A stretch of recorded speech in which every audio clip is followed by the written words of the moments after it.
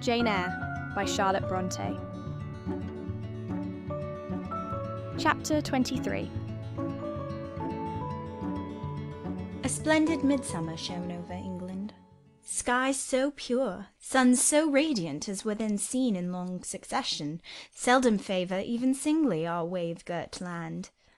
It was as if a band of Italian days had come from the south, like a flock of glorious passenger birds, and lighted to rest them on the cliffs of Albion. The hay was all got in, the fields round Thornfield were green and shorn, the roads white and baked, the trees were in their dark prime. Hedge and wood, full-leaved and deeply tinted, contrasted well with the sunny hue of the cleared meadows between. On Midsummer Eve, Adele, weary with gathering wild strawberries in Hay Lane half the day, had gone to bed with the sun. I watched her drop asleep, and when I left her, I sought the garden. It was now the sweetest hour of the 24. Day its fervid fires had wasted, and dew fell cool on panting plain and scorched summit. Where the sun had gone down in simple state, pure of the pomp of clouds, spread a solemn purple, burning with the light of red jewel and furnace flame at one point, on one hill peak, and extending high and wide, soft and still softer, over half heaven. The east had its own charm, all fine deep blue, and its own modest gem, a casino and solitary star. Soon it would boast the moon, but she was yet beneath the horizon. I walked a while on the pavement, but a subtle, well-known scent, that of a cigar, stove from some window. I saw the library casement open a handbreadth. I knew I might be watched thence, so I went apart into the orchard. No nook in the grounds more sheltered and more Eden-like. It was full of trees, it bloomed with flowers. A very high wall shut it out from the court on one side, on the other a beech avenue screened it from the lawn.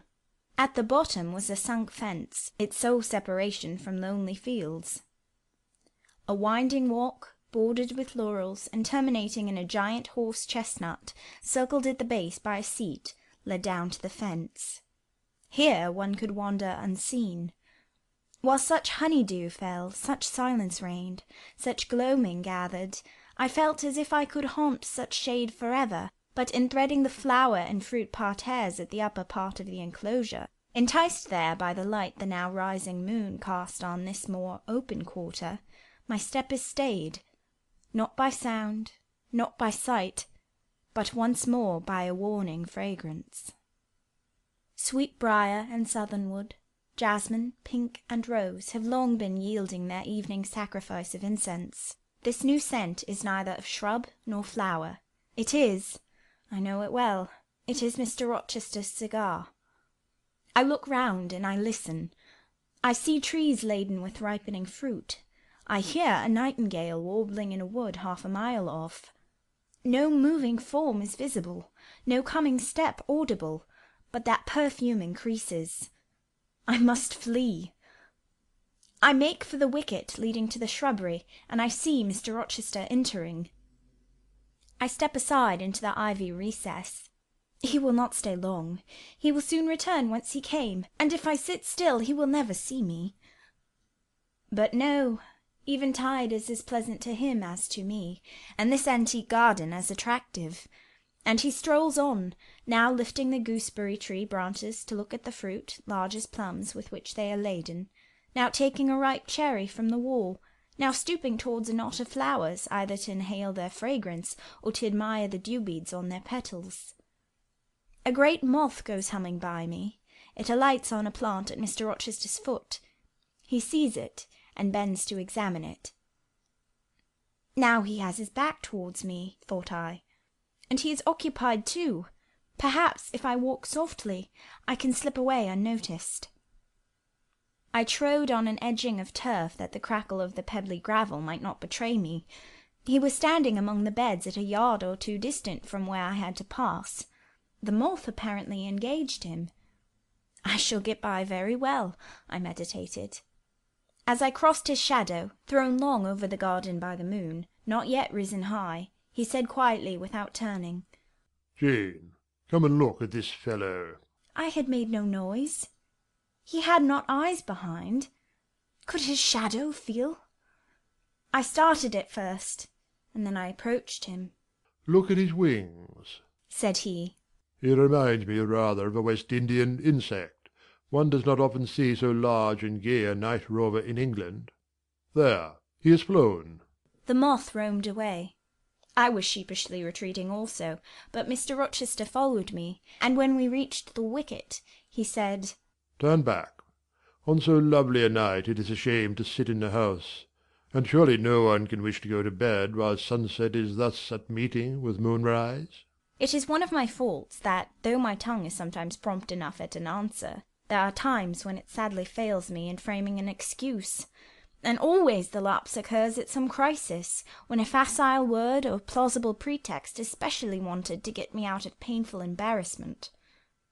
I did not like to walk at this hour alone with Mr. Rochester in the shadowy orchard, but I could not find a reason to allege for leaving him.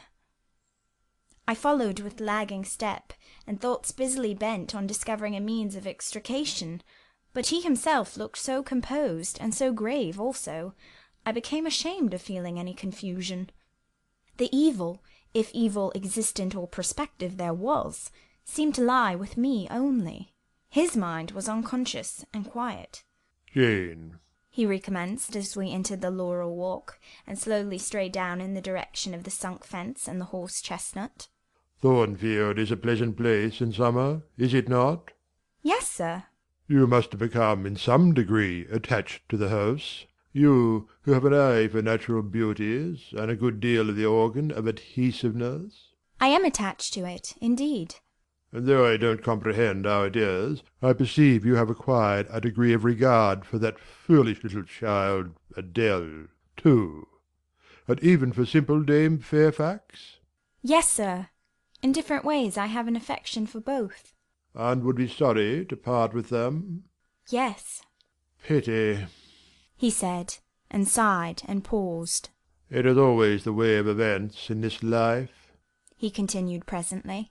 "No sooner have you got settled in a pleasant resting place than a voice calls out to you to rise and move on, for the hour of repose is expired." "Must I move on, sir?" I asked. "Must I leave Thornfield?" "I believe you must, Jane. I am sorry, Janet, but I believe indeed you must." This was a blow, but I did not let it prostrate me. "Well, sir, I shall be ready when the order to march comes." "It is come now. I must give it to-night." "Then you are going to be married, sir?" "Exactly. Precisely. With your usual acuteness you have hit the nail straight on the head." "Soon, sir?" "Very soon, that is, Miss Eyre.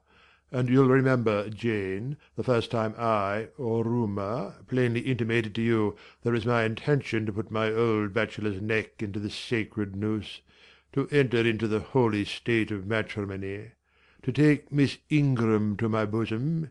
In short, she's an extensive armful, but that's not to the point. One can't have too much of such a very excellent thing as my beautiful Blanche.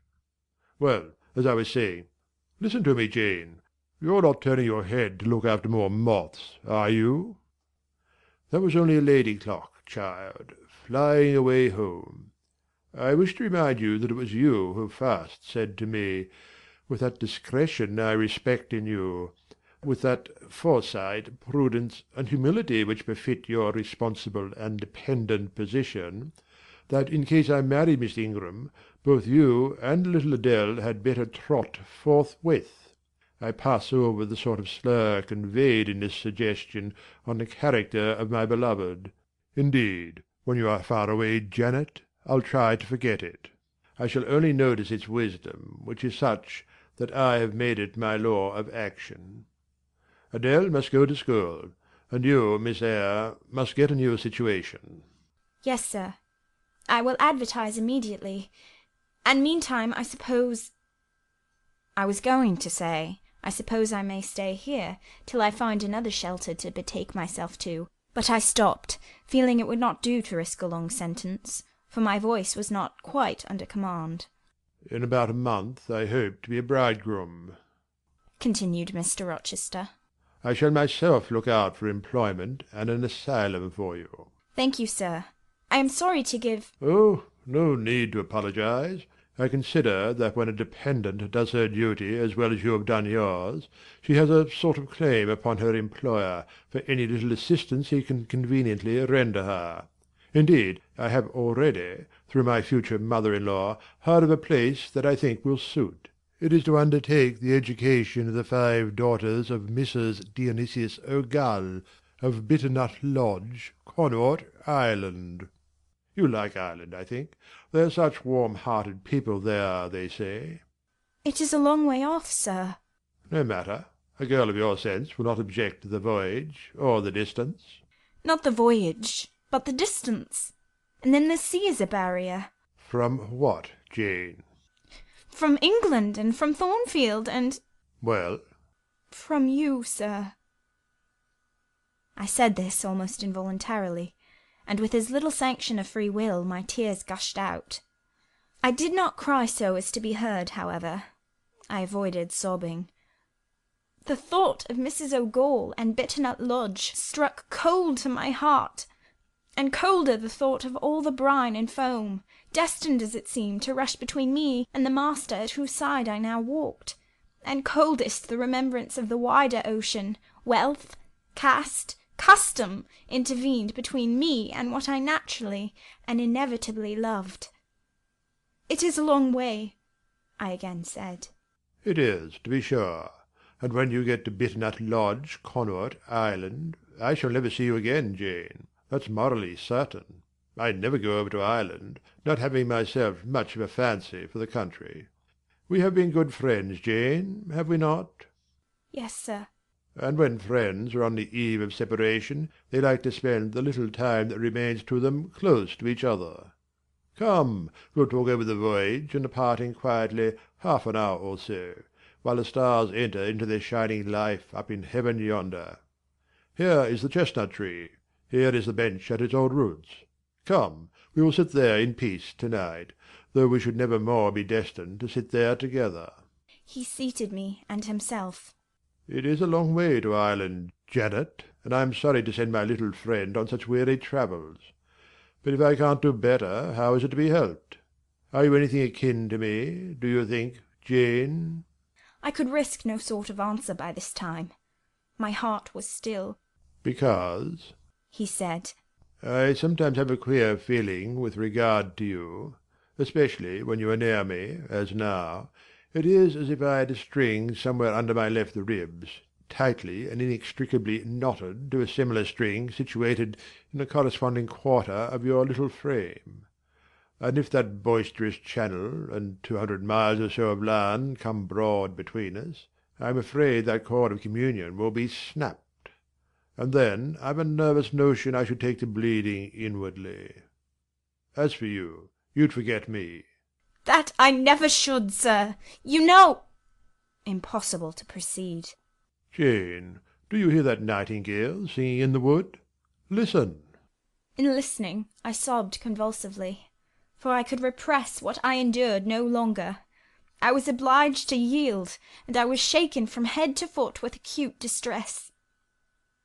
When I did speak, it was only to express an impetuous wish that I had never been born or never come to Thornfield. Because you are sorry to leave it? The vehemence of emotion, stirred by grief and love within me, was claiming mastery, and struggling for full sway, and asserting a right to predominate, to overcome, to live, rise, and reign at last. Yes, and to speak. I grieve to leave Thornfield. I love Thornfield. I love it because I have lived in it a full and delightful life, momentarily at least. I have not been trampled on. I have not been petrified. I have not been buried with inferior minds, and excluded from every glimpse of communion with what is bright and energetic and high. I have talked face to face with what I reverence, with what I delight in, with an original, a vigorous, an expanded mind. I have known you, Mr. Rochester, and it strikes me with terror and anguish to feel I absolutely must be torn from you forever. I see the necessity of departure, and it is like looking on the necessity of death." "Where do you see the necessity?" he asked suddenly. "Where? You, sir, have placed it before me." "In what shape?" "In the shape of Miss Ingram, a noble and beautiful woman, your bride." "My bride? What bride? I have no bride." "But you will have." "Yes, I will. I will." He set his teeth. "Then I must go. You have said it yourself." "No, you must stay. I swear it, and the oath shall be kept." "I tell you I must go," I retorted, roused to something like passion. "Do you think I can stay to become nothing to you? Do you think I am an automaton, a machine without feelings, and can bear to have my morsel of bread snatched from my lips, and my drop of living water dashed from my cup? Do you think because I am poor, obscure, plain, and little, I am soulless and heartless?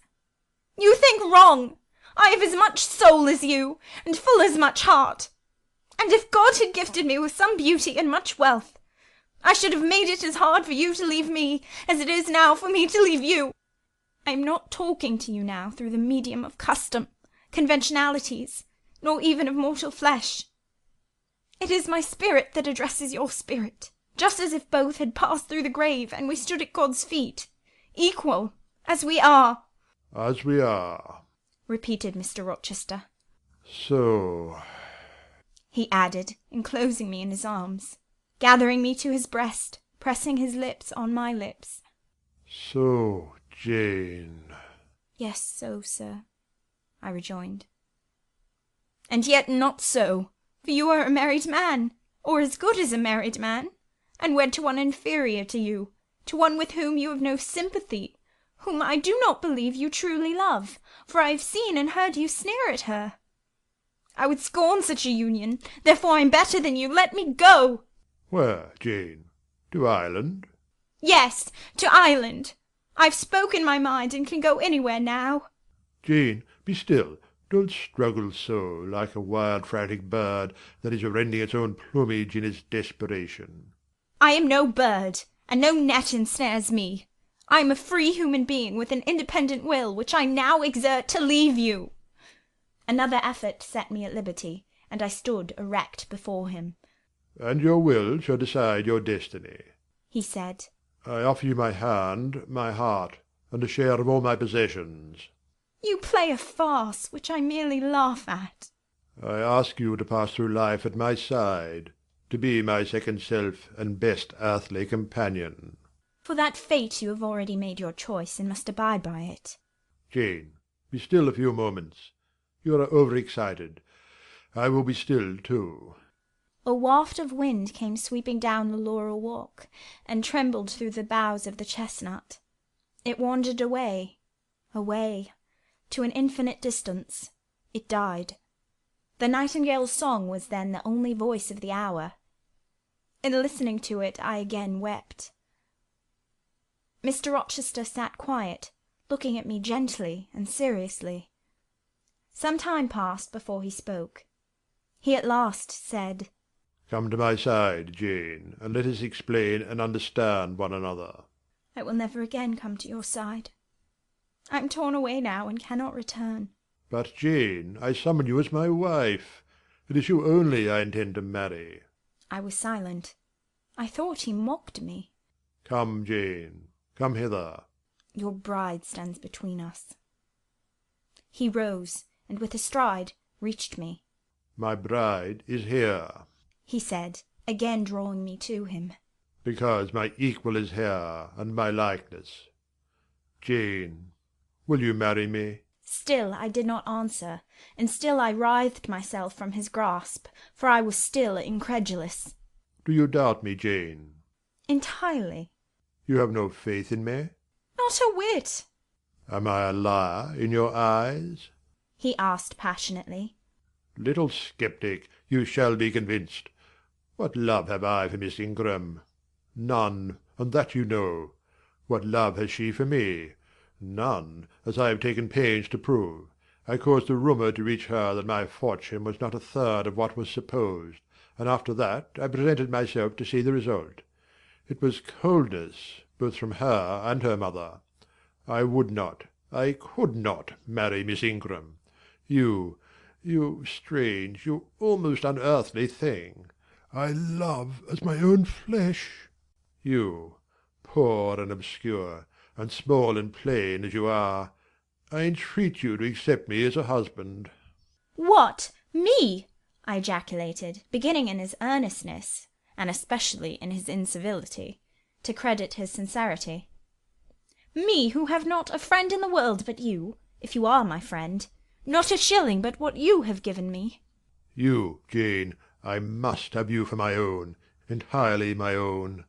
Will you be mine? Say yes, quickly. Mr. Rochester, let me look at your face. Turn to the moonlight. Why? Because I want to read your countenance. Turn. There, you will find it scarcely more legible than a crumpled, scratched page. Read on. Only make haste, for I suffer. His face was very much agitated, and very much flushed, and there were strong workings in the features, and strange gleams in the eyes. Oh, Jane, you torture me! He exclaimed. With that searching, and yet faithful and generous look, you torture me. How can I do that? If you were true and your offer real, my only feelings to you must be gratitude and devotion. They cannot torture. Gratitude, he ejaculated, and added wildly. Jane, accept me quickly. Say, Edward, give me my name, Edward. I will marry you. Are you in earnest? Do you truly love me? Do you sincerely wish me to be your wife? I do, and if an oath is necessary to satisfy you, I swear it. Then, sir, I will marry you. Edward, my little wife. Dear Edward. Come to me entirely now, said he, and added in his deepest tone, speaking in my ear as his cheek was laid on mine. Make my happiness, I will make yours. God pardon me, he subjoined ere long. And man meddle not with me. I have her, and will hold her. There is no one to meddle, sir. I've no kindred to interfere. No, that is the best of it, he said. And if I had loved him less, I should have thought his accent and look of exultation savage. But sitting by him, roused from the nightmare of parting, called to the paradise of union, I thought only of the bliss given me to drink in so abundant a flow. Again and again he said, Are you happy, Jane? And again I answered, Yes. After which he murmured, It will atone, it will atone. Have I not found her friendless and cold and comfortless? Will I not guard and cherish and solace her? Is there not love in my heart, and constancy in my resolves? It will expiate at God's tribunal. I know my Maker sanctions what I do. For the world's judgment, I wash my hands thereof. For man's opinion, I defy it. But what had befallen the night? The moon was not yet set, and we were all in shadow. I could scarcely see my master's face, near as I was. And what ailed the chestnut tree? It writhed and groaned, while wind roared in the laurel walk and came sweeping over us. We must go in, said Mr. Rochester. The weather changes. I could have sat with thee till morning, Jane. And so, thought I, could I with you. I should have said so, perhaps, but a livid, vivid spark leapt out of a cloud at which I was looking, and there was a crack, a crash, and a close rattling peal, and I thought only of hiding my dazzled eyes against Mr. Rochester's shoulder. The rain rushed down. He hurried me up the walk, through the grounds, and into the house, but we were quite wet before we could pass the threshold. He was taking off my shawl in the hall, and shaking the water out of my loosened hair, when Mrs. Fairfax emerged from her room. I did not observe her at first, nor did Mr. Rochester. The lamp was lit. The clock was on the stroke of 12. Hasten to take off your wet things, said he. And before you go, good night. Good night, my darling. He kissed me repeatedly. When I looked up on leaving his arms, There stood the widow, pale, grave, and amazed. I only smiled at her and ran upstairs. Explanation will do for another time, thought I. Still, when I reached my chamber, I felt a pang at the idea she should even temporarily misconstrue what she had seen. But joy soon effaced every other feeling, and loud as the wind blew, near and deep as the thunder crashed, fierce and frequent as the lightning gleamed, cataract-like as the rain fell during a storm of 2 hours' duration, I experienced no fear and little awe. Mr. Rochester came thrice to my door in the course of it, to ask if I was safe and tranquil, and that was comfort, that was strength for anything. Before I left my bed in the morning, little Adele came running in to tell me that the great horse-chestnut at the bottom of the orchard had been struck by lightning in the night, and half of it split away. End of chapter 23.